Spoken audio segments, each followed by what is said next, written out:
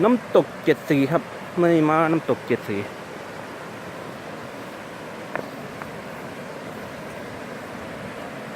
ก็จะไม่ได้ขึ้นไปทางเทิงหรอกมันจริงๆยิ่งเสือผาก็ไม่ได้มาน้ำย่างเข้ามาประมาณโลครึ่งอ่ะมองจอดรถไว้